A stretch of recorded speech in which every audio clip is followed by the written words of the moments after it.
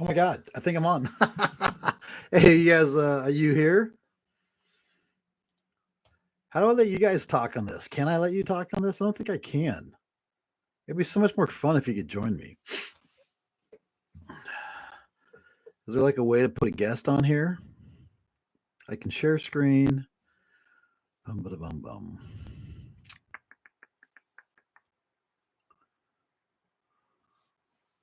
That's boring. You guys should be able to get on here. Ah, shoot. We got to figure out a way to get you on here, or else we'll figure out another platform. Texting's too boring. We've outgrown that, haven't we? Oh, let me see. Channel live settings. Wow, I actually got on here. That's kind of fun. I don't know what the deal was. I had to send in a report complaining, and then all of a sudden it worked. So I guess squeaky wheel gets the grease, right? Let me see. Do you guys like doing the polls? I like doing polls. If you have a large enough group, you get some pretty interesting feedback on things. So, did you guys answer the question about which of the 8 wells? I meant that beyond, besides just the Iraqi dinar. Have you guys looked into XRP and all the rest? I know we talked about crypto, but XRP seems pretty hot. Seems like it's really the way of the future. But okay, I'm gonna end it. Are you guys done? I don't know if you answered it. Oh, we can't talk. Gosh, this is so boring. I wish I had somebody to talk to. It's more fun if you're on here. Maybe we should just like all call in on my cell phone and we'll just talk. That just seems like a lot more fun. A lot more fun. So okay. So Q and A, so polls. So I can do polls and Q and A's. Well, I like doing Q and A's. I used to do Q and A's, um, like multiple choice, kind of yes and no questions and different things with CEOs I'd work with, and it was really interesting to see how they would answer anonymously, and then we would actually discuss the things after we'd get the pollings done. Sometimes they'd answer 50-50 on some question, which always led to very interesting conversations. That's kind of my favorite part of doing the whole thing was conflict. So, okay. Well, let me tell you what. I interviewed with Larry. I have another interview with a banker. I think we're going to talk about crypto, maybe some basics of crypto. There's a Crypto 101 book I found. I was thinking about putting up there as a resource. You can get it free, and I laid out the chapters of the book to my banker friend to see if if that we could use that as sort of an outline, and then we'd have a resource to give out. I didn't create it; he didn't create it, but somebody did, and so that's sort of the direction I'm going for that next interview. This one with Larry today, it was kind of focused on the dinar and a bit about his journey and getting to know him a little bit, and then also the dangers. And we didn't dive too much into that, but it's really he had some really interesting statistics that he shared at another time. He didn't get into it too much, but we burned a lot of time just on talking about Iraqi dinar. So and just the intro. So that was our first one. I'm kind of rusty. Sorry, guys. I'm kind of rusty. I'm going to be getting back into this. It's been on my mind for a while, and when I signed my buddy up, he was into it. Went into doing an interview. I've interviewed him before. It's over on my other channel. I don't think it's on this one. I'll put a link to that, to the Boise Beat, and other my other really Dale King show stuff showed up there for a while, and I'm not really working with that gentleman right now, but I don't know. We may get back in the groove there. We'll see how he likes what I'm doing here. So, but I've got a bunch of content I've never published. I could probably go in and clean that up and throw it out here. But I have been my pipeline for work has been sucky dry, and so I'm trying to figure out how to monetize. I never was able to monetize this before because I didn't do the whole straight up YouTube thing. And maybe that's what I need to do. I don't know. But love to have everybody's feedback about monetizing. I was thinking about doing a Kickstarter campaign where people can just donate. And I don't know really what my return is outside of content, but I don't want to lock up content. I like giving content away for free. I did the 21-day challenge this last fall, which I really enjoyed doing, but I hated putting it behind a firewall. It just, I don't know. It just feels weird, the idea of locking people out. So I interviewed a bunch of really remarkable people in that, and that was actually at a higher level, and not everybody got to see those. And so I'm probably going to be releasing some of those brilliant people, brilliant professionals that we can all learn from. And I learned a lot in that process myself. So, anyways, it's weird just talking to a screen and some chat. Do you guys want to ask me some questions? Any thoughts or comments? Have you guys ever seen Larry? Larry has got a channel up. Let me get Larry's channel over to you. He's on YouTube. So let me pull that up. Larry, I don't know if it's Larry Wood or what it is.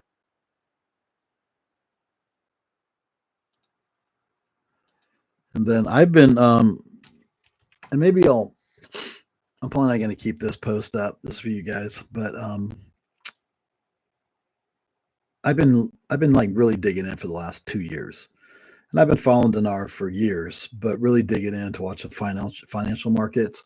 And I am a total novice on these things, but I have been keeping track and following things and kind of going wild after crypto. It's like some months ago, I was like, I just don't understand it. It's too abstract. And so I've dug into it. So I feel like I can at least have a conversation, not get lost in it, to be honest with you. I could do an interview about crypto or regarding crypto, and I think I can guide a little bit that way. But it took me a little bit of research and study to get to where I felt confident to do that. But what kind of stuff do you want? I mean, I watch all sorts of. I mean, Stansberry, Porter Stansberry is one. I actually used to make coins for his company when I used to mint coins, and he's predicting that the parallel processing is going to be a massive explosion with the parallel processing in our computing. And NVIDIA just came up with a $3,000 computer, but it's a supercomputer. It's like 10x the speed of your regular computer. And so those things are coming out, and those are places to invest. And again, I'm no financial guru, but these are things I'm looking at and just trying to get smarter on them. And hopefully we'll have people on the platforms between Melanie and I and others that can kind of steer us in. But there's so much content. I looked at, has anybody seen Coach JV and follow him? I wish you could just answer. Why can't we just talk? We got to find a platform that we can talk. Okay, Coach Kate JV, he looks like he's done. These guys are interesting because there's a lot of humans out there that have had a journey and have their own journey, and they're good folks, and they're just trying to figure out life. And some of them have crashed and burned, and they're learning from that and recovering, say, from 2008 or from COVID economically. And this guy made, he claims to have made himself a millionaire with during COVID in crypto or something. So, but I like his regiment and it's kind of his attitude. It's kind of macho, warriors arise kind of stuff. And, which is fine. That's his branding, and that's cool. But they do a lot of coaching and different things. Sounds like they've helped a lot of people. So I want to bring on, I don't know, I want to connect with people that are doing those things for our group. And I don't know that our group needs to be huge, but I don't know that I'm really looking for a massive following, but I just want to contribute. I want to do what I do, which is I started coming online last year, and it'd be nice if I was able to support this community with wealth transfer stuff. And by the way, Larry has agreed. He had already agreed to, or offered, agreed, whatever, to be on once a week with me. So it looks like I'll be able to get a regular sit down with him. With Chris Mickelbus that I'm interviewing on Thursday, I kind of doubt I'll be able to do that. I won't do a live with him on this one. But Chris is a good guy, and again, I'll post one of his, a link to one of his interviews that I had done a while ago. So I'm not getting where I wanted to get to. Larry Wood. I was trying to get your Larry Wood wealth transfer. Want to get Larry's link. So I'm going to put that link up for Larry. Stewarding the wealth transfer. That's him. So let's get that over to you guys.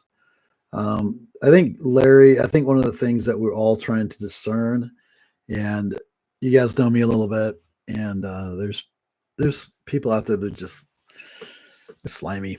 I've been in sales, I've been in business for a long time, and you get around people that are like good people. They might be hyper, they might be really energetic, but in the end, they got a good heart and they want to do the right thing and things like that. And I think Larry is one of those guys. I've met the other guys, and they're not very fun. But I think Larry is one of the good guys.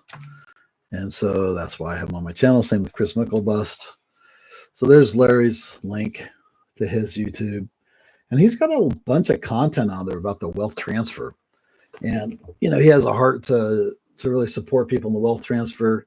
One of his things that he talks about is the fact that it took him 5 tries to become a millionaire. And so he was fortunate. He and his brother worked together. His brother was in the NBA, so he had an extraordinary income. And he was, so they worked together, and apparently he was investing the money while his brother was playing ball. I'm sure they worked together on that stuff, but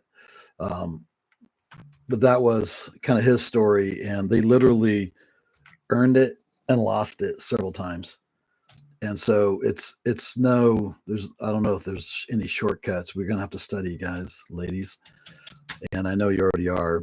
You're pretty diligent with this whole thing and following Melanie and all that. So, but that's really what we're into here, is we're going to have to study and show ourselves approved. Isn't that the saying?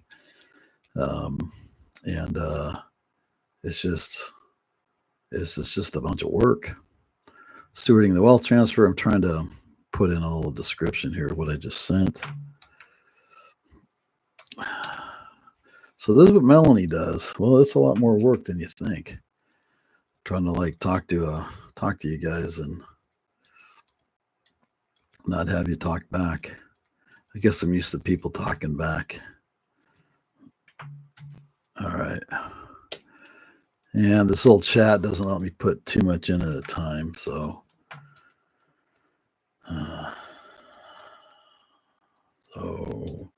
anyways, that's the information. I just clipped it out of his Stewarding the Wealth Transfer description. And he's actually been in 3 books. He wrote 2 of his own. And then he's also a part of the Kingdom Billionaire book, which is with Laura Atkinson. Does anybody listen to Laura Atkinson? I'm not particularly up to speed on her, so I'm doing a little bit of work there to figure out. Maybe we'll have her on one of these days. I don't know her yet, so I can't make any promises, but I think it'd be fun to have her on there, and I like that's kind of in the card. Some work with Larry. I'm actually working with Larry. I'm going to do an evaluation of his conference as I come out of the conference industry, and I really enjoy conferences and doing conferences. And I have a skill set there that I've worked on over the years, and he's bringing me on to do the evaluation of sorry guys, been a long day. Evaluation of his conference. This is his first one. It's the end of, well, it's April 30th, which is Lunch with Larry, and then the conference is May 1st, 2nd, 3rd. So I'm going to be up on the last day. He's giving me 30 minutes. He said 3 minutes on the evaluation and then talk about my own stuff. So you'll get some Dale King Unplugged. I don't know if I'll actually have the same content on this channel, this is really about sharing resources with you, not about my vision for the wealth transfer and the things I'm going to be doing. So, but I'll probably share some things that I wouldn't normally share at that conference. So I don't know if it's going to be videotaped or not. It'd be nice to be able to have a private room, be able to share it with you guys, and not the whole world, so you can see what my dream is. But I've been kind of getting ready for this for about really like 20 years, and really since college, but really more directly the last 25 years. And hey Robert, you guys love the Lord and stuff. So I'll tell you this: I was in sales in the '90s, and I just never really did that great at it. I'm not motivated by money. I really like helping people.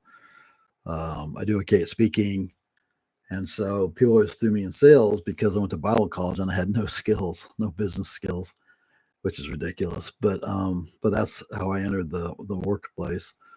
And the Lord told me to. He had literally said to repent of sales, of doing sales jobs in 98, 99. So I got out of that and I went and swung a hammer because I come out of construction in high school and junior high. And my dad built houses. So I was building houses when I was a kid. Um, I was kind of slave labor, but I was working on houses. So I went and worked with a guy, and I figured, well, if I get a job doing training, which is what I wanted, then I'll know it's the Lord. And sure enough, a guy in my Promise Keepers group asked me to interview. He sat down with me and interviewed me and hired me to be a trainer to teach people how to teach small businesses how to sell to the military. And away I went and did about, let me see, 6, 12. I did about 21 hours unique teaching, when I do my series about once a month. And I travel all over the Northwest and stuff. And it was a lot of fun. And I was able to develop my public speaking and get a little bit more comfortable with that because it takes a little bit of work. And so, but then that changed my life. I went into whole new things. I got involved with government and got a government contract and started my business, learned about economic development, and doors opened that I would have never imagined. I worked on U.S. Senator Murray's working group, which I don't agree with her typical stance on policy, but we were working on things to bring broadband technologies and infrastructure into rural areas. So I got to serve the citizens of my state, regardless of the political parties difference. And but that was back in the 2000s, and I started seeing things in economic development that I'll be applying here in the coming years with the wealth transfer and doing some remarkable things I never dreamt I'd actually be able to spearhead and do. So I believe it's our opportunity to change the world, and our dreams need to be bigger than our capabilities. We need to put ourselves in a spot where we need God, and not to dream as big as our dreams, but dream as big as His are. And I think we have a rare and historic opportunity to change the world, and I think we need to run at it. And that's my heart. That's my passion. I don't sleep a lot. I feel like my brain's cranking all the time. People ask me, "What's your vision?" And it's like, you got about 4 hours. And so I got a lot I'm thinking about, but I'm really excited to be able to support you guys. And I feel like my path is kind of thin about what I can provide, but I know things will show up, and we should have some interesting conversations. And if we're using StreamYard, and that's usually what I've used in the past, I think I can bring on other guests. I know I can bring guests on. So once in a while, maybe we could bring, one or two of you guys on, 3 of you guys and ladies, and let you ask questions and share your journeys and things like that, which I think would be a gas. Share your vision for what we're doing and where we're going. And I think I can do that with StreamYard. What do you guys think of that? Would you like to be able to come on the show once in a while and talk and share your dream? Chat's quiet. Did I put you to sleep? I don't know if I have that voice or not, but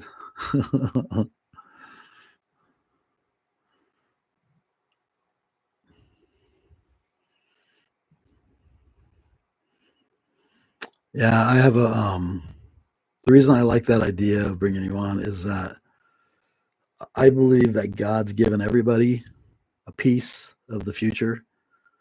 Tartari. Oh, I love that. I am wrestling with that one. It's like how do you say it? Tartari? Is that how, did I say it right? I see it spelled and I don't know. It's really intriguing, but, I'm, I don't know. I think I'm like, don't trust the elite always. It's just in my blood. When I was in Bible college, I was walking out of church history class. I really felt like the Lord told me there's always lords and there's always serfs. So I'm raised a conservative Republican.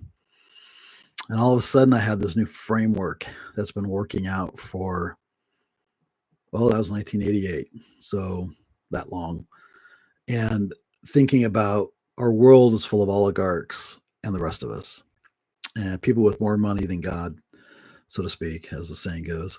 And we don't really understand. I mean, I don't know what it's like to wake up in the morning and think, God, I'd like to buy an island, you know, or I'd like to take over an industry, I'd like to take over all the milk business in the Caribbean islands with powdered milk. I mean, that's a whole story. But it's like these people can make a decision and change the lives of millions. And they can make decisions for making billions of dollars, and they wear themselves out just making more money because they have to manage their money.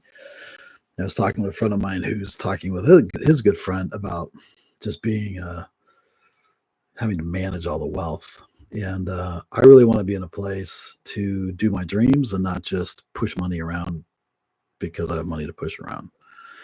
And so I think that's where wealth managers come in, and then we go do our dreams, whatever those are. So, and hopefully the kingdom dreams that are creating life better for others, and taking this off the grid and the gerbil wheel.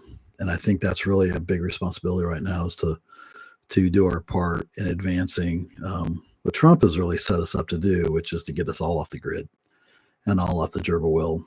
And whoever will do it, I think we can. So wake up and not have to work or get ready for work. Amen to that, bro. Depends what the topic is on. I'm one to listen until comfortable with topic. That's good. Okay. Well, topics I would want to bring you guys on for is just, what's your, how are you transforming the world in your world with the money that you get? Well, Lisa, we could put you to work. I'll put you to work. I feel like what I'm going to be doing this year is managing wealth and hiring a whole bunch of people, because I think this next season is about raising up leaders and pushing people up. And I was telling a programming friend of mine, I was talking to him about getting patents and doing different things and inventing. I mean, we're just getting started here. I mean, we're just trying to dig down to the bedrock so we can build from there. And so I was talking to my buddy, and I just said, if we could put together a team of programmers to do some things, I go, my kind of management is like, I'll come in and say, can I get you lunch?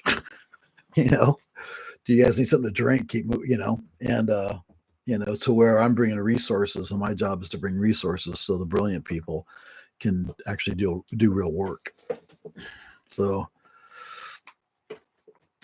if I'm embedded in a project, cool. Well, it's going to be fun to, what I would like to do. And when we get larger group on here, we can do some questionnaires, and there's some things I've kicked around for a long time about, what industries are people in? What do you see as innovations in those industries and those places? And, there's things that others are doing that you want to do, but is there something a little bit more or different that you can do that others aren't quite doing? And that can be a blue ocean opportunity. Blue ocean is where you take something that's fairly typical and you tweak it just a little bit, and you end up having just crazy market success because people understand it quickly and they run to it because nobody's doing it quite your way. So a great example of that is, I think it was Yellowtail that did the first wine coolers. The problem with wine sales is that you kind of have to know your stuff, maybe be a snob. It's a whole culture thing. It's a big barrier there. And so wine sales were fairly limited. So Yellowtail, I think, came up with a wine cooler that made it like a soft drink, and then they put it in a regular bottle or a can, and it was something that everybody understood. You buy a six pack of them, you buy a can of this, a can of that, and it looked like pop or beer. And pop and beer sell, and water and different things, but they all sell because they're standardized sizes and such. And so, I mean, a White Claw is a White Claw can, and then you get all the different flavors. So if those are flavors, and then, but Yellowtail just, I mean, when you looked at their sales 1 year to the next, they were screaming compared to anybody else selling wine. And so they took the market by storm, creating wine coolers, and then everybody followed suit. But that's a blue ocean. Nobody was doing it. They did it, and their sales exploded and led the market, at least for a season. I don't know if they still do or not, but they're still out there kicking it. I would like to see AG change and get away from pesticides and chemicals versus laser or new tech. Yeah, I hate pesticides. That's a difficult one, but I think we can do it. I think hydroponics would be a part of that. I did a lot of reading on that years ago when I was in my wildly organic business, my organic produce business. I think there's a way to really control our growing and really produce faster and grow local and not buy so far away all the time. When I was doing organic produce, we would home deliver. People would order, and we would home deliver their produce, and we had an online market and such. And as the season got colder, we went further and further south for our produce. We had one primary distributor, and as things warmed up, we would be able to buy closer and closer until we could do local market stuff. But even the local markets, they were kind of, I would consider, hobbyist farmers, because they were doing the farmers market and such. And typically in those, somebody's going to work and bringing down the full-time income, and then the other one is kind of doing the farm. And then when the the one that's already doing a day job is coming home at night and running the tractor and doing things, and then they're up at 3 a.m. on Saturday morning to get to the farmers market. It's really difficult to sustain that, and then it's a whole family thing. And so it's a lifestyle choice more than a career choice. And so the typical hobby farm is kind of limited that way. And then when it came to the level of quality I was delivering, they couldn't match it. And so people had to compromise on quality in order to buy local, which I gave them the choice, and I did a lot of extra work to bring local into my store, my online store. But it was, I don't know if we made any money on it or not. They didn't understand how to do distributors. I mean, we'd buy 100 heads of lettuce at a time, and they would still want to charge us farmers market prices. It was like, you guys don't get this.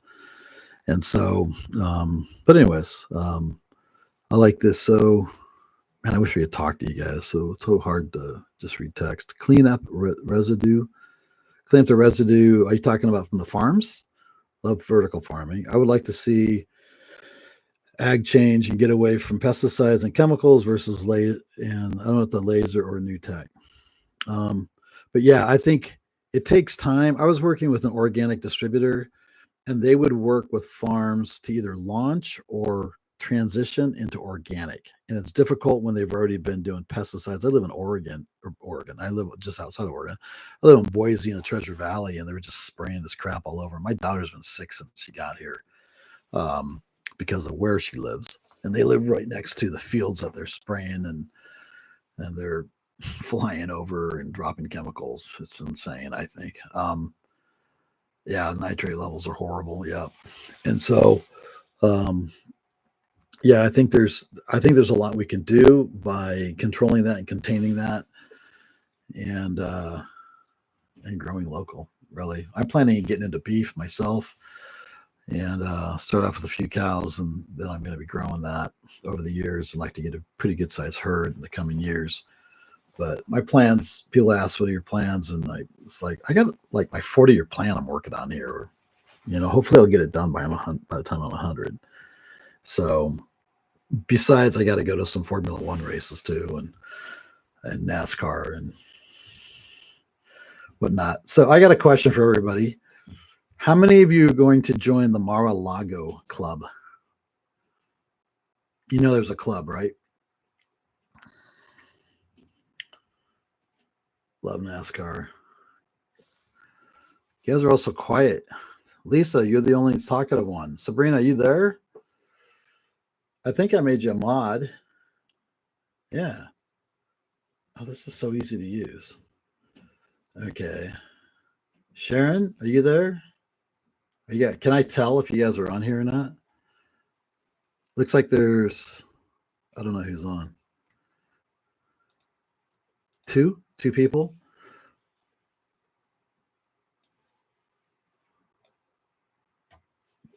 Did Sabrina ever get on? I don't see Sabrina out there. Are you out there, girl? I'm going to call you because I have your number. So I'm going to call you and bug you. Hey, Robert. Okay, I guess you guys can listen to my call with Sabrina.